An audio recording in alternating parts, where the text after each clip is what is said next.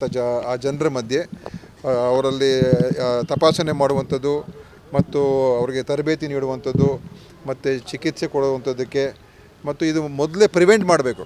ಯಾರಿಗೆ ಈ ಕಾಯಿಲೆ ಬರುವಂಥ ಅವರಲ್ಲಿರುವಂಥ ಜೀನ್ಸಲ್ಲಿ ಇರ್ತದೆ, ಅವರು ಮದುವೆ ಆಗೋ ಸಂದರ್ಭದಲ್ಲಿ ಅದನ್ನು ಮ್ಯಾಚ್ ಮಾಡ್ಕೊಂಡು ಮದುವೆ ಆಗಬೇಕು. ಅವಾಗೇನಾಗುತ್ತೆ, ಮಕ್ಳಿಗೆ ಬರೋದಿಲ್ಲ. ಅದನ್ನು ನಾವು ಮಾಡಿದ್ರೆ ಇದನ್ನು ಸಂಪೂರ್ಣವಾಗಿ ನಾವು ನಿರ್ಮೂಲನೆ ಮಾಡ್ಬೋದು. ಅದಕ್ಕೋಸ್ಕರನೇ ಈ ಒಂದು ಮುಂದಿನ 2 ವರ್ಷದಲ್ಲಿ ನಾವು ಸಂಪೂರ್ಣವಾಗಿ ಈ 3 ಜಿಲ್ಲೆಗಳಲ್ಲಿ ಎಲ್ಲರ ಒಂದು ತಪಾಸಣೆ ಮತ್ತು ಪರೀಕ್ಷೆ ಎಲ್ಲವನ್ನು ಕೂಡ ಮಾಡಿಸಿ ಇದನ್ನು ಒಂದು ದೊಡ್ಡ ಮಟ್ಟದಲ್ಲಿ ಈ ಕಾರ್ಯಕ್ರಮವನ್ನು ಮಾಡ್ತಾಯಿದ್ದೀವಿ. ಅದಕ್ಕೆ ನಮ್ಮ ಇಂಡಿಯನ್ ಆಯಿಲ್ ಕಂಪನಿಯವರು ಕೂಡ ಸ್ಪಾನ್ಸರ್ಶಿಪ್ ಕೊಟ್ಟಿದ್ದಾರೆ. ಇಂಡಿಯನ್ ಸೈನ್ಸ್ ಅವರು ಒಂದು ನವೀನವಾದಂಥ ಅದನ್ನು ತಪಾಸಣೆ ಮಾಡ್ತಕ್ಕಂಥದ್ದಕ್ಕೆ ಅವರು ಕೂಡ ಮುಂದೆ ಬಂದಿದ್ದಾರೆ.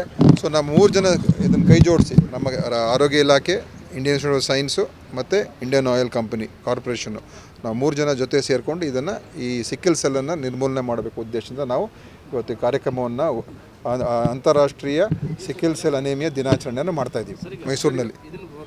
ದರ್ಶನ್ ಪ್ರಕರಣದಲ್ಲಿ ಒಂದು ವಿಚಾರ ಕೇಳಬೇಕು. ವೈದ್ಯಕೀಯ ಇಲಾಖೆಯಲ್ಲಿ ಪೋಸ್ಟ್ ಮಾರ್ಟಮ್ ರಿಪೋರ್ಟ್ನ ತಿರುಚುವಂಥ ಕೆಲಸ ಆಗ್ತದೆ ಅಂತ ಒಂದು ಗಂಭೀರ ಆರೋಪ.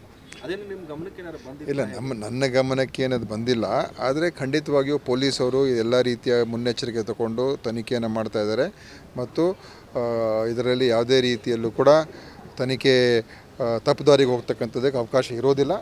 ಯಾಕಂದರೆ ಯಾರೇ ತಪ್ಪು ಮಾಡಿದರೆ ಅವರಿಗೆ ಶಿಕ್ಷೆ ಆಗಬೇಕು, ಅದು ಒಂದೇ ಇರುವಂಥದ್ದು. ಮತ್ತು ಅತ್ಯಂತ ಅಮಾನವೀಯವಾದಂಥ ರೀತಿಯಲ್ಲಿ ಆ ವ್ಯಕ್ತಿಯ ಒಂದು ಮರಣ ಆಗಿದೆ. ಅದರಿಂದ ಅದು ಯಾರೇ ತಪ್ಪಿತಸ್ಥರಿರಲಿ ಅವ್ರ ಮೇಲೆ ಕ್ರಮ ಆಗ್ತಕ್ಕಂಥದ್ದಕ್ಕೆ ಮಾಡ್ತಾರೆ. ನಮ್ಮ ಇಲಾಖೆ ಮೇಲೆ ಯಾವ ಅಪನಂಬಿಕೆ ಏನಿಲ್ಲ.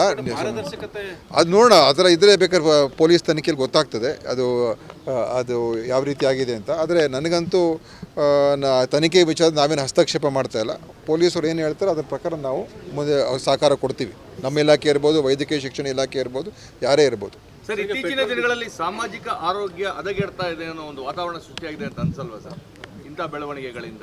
ನೋಡಿ, ಇವೆಲ್ಲ ಸಾಮಾಜಿಕ ಸಮಸ್ಯೆಗಳು ಅಲ್ವಾ. ಸಮಾಜದಲ್ಲಿ ಇಂಥ ಒಂದು ಘಟನೆಗಳಾದಾಗ ಈಗ ನಾವು ನೋಡ್ತೀವಿ, ಯಾವುದೋ ಒಂದು ಕಾರಣಕ್ಕೆ ಕೋಪಕ್ಕೊಳಗಾಗಿ, ಉದ್ವೇಗಕ್ಕೊಳಗಾಗಿ ಏನೇನೋ ಮಾಡಿಬಿಡ್ತಾರೆ. ಇದು ಖಂಡಿತವಾಗಿಯೂ ಇಂಥ ಒಂದು ಸನ್ನಿವೇಶ ಇವತ್ತು ಮೊದಲು ಕೂಡ ಇತ್ತು, ಇರಲಿಲ್ಲ ಅಂತ ಹೇಳೋಕ್ಕಾಗಲ್ಲ.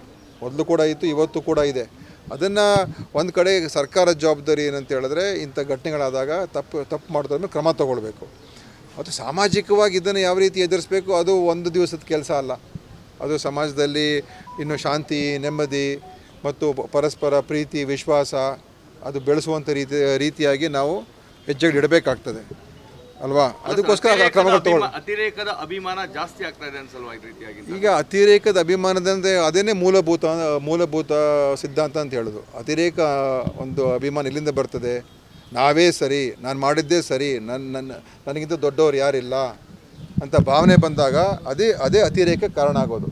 ಯಾರು ನಾವೆಲ್ಲರೂ ಜೊತೆಯಲ್ಲಿರಬೇಕು, ಎಲ್ಲರೂ ಸೇರಿಸ್ಕೊಂಡು ಹೋಗಬೇಕು, ಸಮಾಧಾನವಾಗಿರಬೇಕು, ನಾನು ಹೇಳಿದ್ದು ಸರಿ ಇರ್ಬೋದು, ಅವ್ರು ಹೇಳಿದ್ದು ಸರಿ ಇರ್ಬೋದು ಅಂತ ಯೋಚನೆ ಮಾಡೋರಿದ್ದರೆ ಅವಾಗ ಈ ಅತಿರೇಕಕ್ಕೆ ಹೋಗೋದಿಲ್ಲ.